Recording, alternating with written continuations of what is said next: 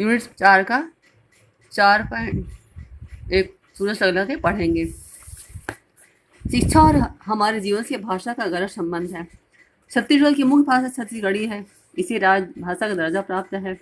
वर्तमान समय में छत्तीसगढ़ी में काफ़ी रचना लिखी जा रही हैं। यहाँ दी गई सूरज अगला थे ऐसी ही एक कविता है।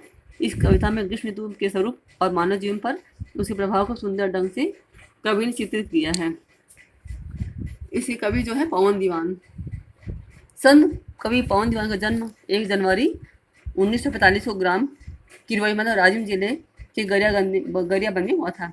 उनकी प्रारंभिक शिक्षा बासिंद राजिम इंफेंगेश्वर में हुई।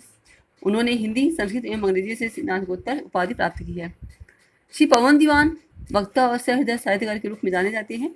उनकी प्रमुख रचनाएं जो है अंबर का आशीष, मेरा हर स्वरूप, इनका पूजन, फूल छत्तीसगढ़ महतारी, मैं प्राण जीता है मेरा देश, मैं देश की माटी, याद आते हैं गांधी, ये आदि हैं। तगल ढगल की सूरज धरत है धरती ऊपर, दबकत गिरे पसीना माथा छिपे छापर। प्रस्तुत पद्यांश जो है हमारी पाठ्य पुस्तक के सूरज तगला से दी गई है। इसके रचयिता जो है पवन दीवान जी हैं। इसमें कवि क्या ग्रीष्म ऋतु में तपन से मतलब ग्रीष्म ऋतु में जब गर्मी से मानव मनुष्य की जो शारीरिक दशा का वर्णन किया है। कवि इसमें कहते हैं कि गर्मी के दिनों में सूर्य पिघल पिघल कर पूरी संपूर्ण पृथ्वी पूरी धरती पर गर्मी बरसा रहा है, जिससे मनुष्य का जो शरीर है पसीने से लथपथ हो रहा है और पसीने की बूंदें जो है बहकर माथे से बहकर शरीर को तरबतर कर रही हैं। झान चलत है चारों कोती, तिपते तिपके कान झवागे चेती, सुरगत है आँखी में आगी, पांच परत है एती तेती। गर्मी से व्याकुल मनुष्य जो है उसी दशा का उसमें वर्णन किया है कवि ने। कवि कहते हैं कि गर्मी चारों तरफ पड़ रही है। गर्मी में कान जो है अत्यधिक गर्म हो गए हैं। तिपके कान मतलब कान जो बहुत अधिक गर्म हो गए हैं। सिर व पीठ गर्मी से झुलस गए हैं। गर्मी के कारण आंखें भी झुलस गई हैं। चारों तरफ लू बह रही है, जिससे धरती अधिक तप रही है और धरती अत्यधिक गर्म हो चुकी है, जिससे नंगे पैर चला नहीं जाता है।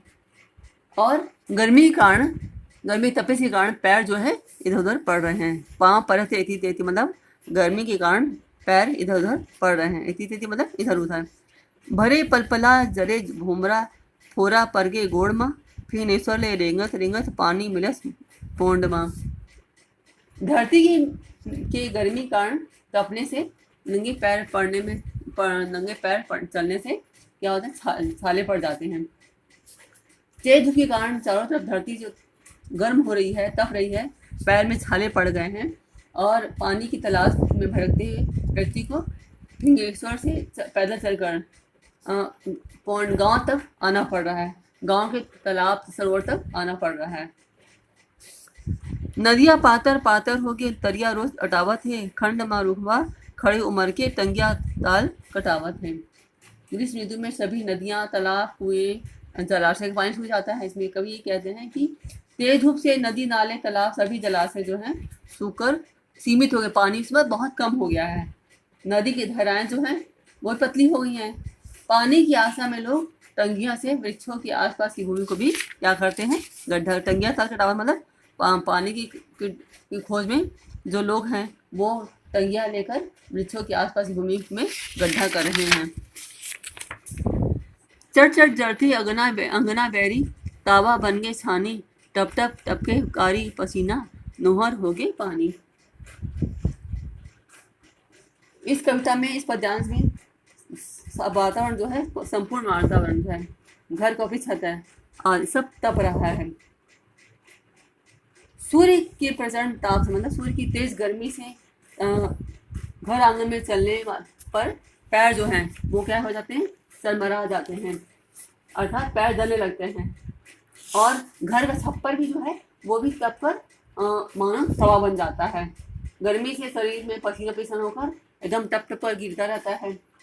और गर्मी में क्योंकि पानी का मिलना में मुश्किल हो जाता है, इसलिए मतलब ठंडा पानी भी आसानी से प्राप्त नहीं हो पाता है। साए साए सोखत है पानी, अड़बड़ मुँह जो पियावे, कुबर ओठ में पपड़ी पर के, सिट्ठा सिट्ठा खावे। गर्मी से और जो है सूखने लगते हैं, जिससे पपड़ी पड़ने लगती है, यानी होठों में पपड़ी जमने लगती है। तेज धूप से मुंह सूखने लगता है, प्यास भी बहुत लगती है, और इसे पानी न मिलने पर गला भी सूखने लगता है। कोमल होठ सूखकर उसमें पपड़ी जमने लगती है।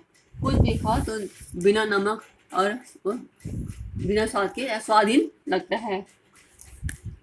चारों क्योंकि फूके आगे तन में बरगे भुर्रा, खड़े मझनिया बैरी लागे, सबकी साड़े दुर्रा। गर्मी की भीषण प्रचंडता से लोगों का क्या हाल हो रहा है, इसमें कभी नहीं वर्णन किया है। तेज धूप हमारी दुश्मन की भांति प्रतीत होती है। चारों तरफ आग सी गर्मी पड़ती है, शरीर भी गर्मी का अतीत तपने लगता है, और गर्मी की जो लंबी दोपहरी है मानो शत्रु की भांति दिखाई देती है, और गर्मी इतनी ज़्यादा होती है कि व्यक्तियों के मनुष्य के होश उड़ जाने लगते हैं। दामर लग लग ले पीपे है, दस दस दस दस दस बैठे थे, नस नस बिजली तार बने हैं, अंगरी अंगरी ऐठा थे।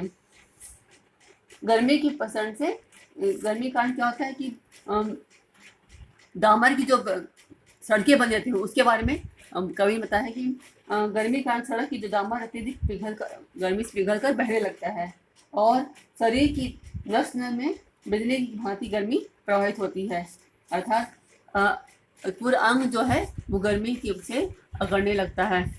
शरीर का अंग जो गर्मी से अकड़ने लगता है। लकर लकर में कैसे रेंगो, धगर धगर जी लागे, हगर हगर के पथरा फोरो, हर हर एक दिन आगे।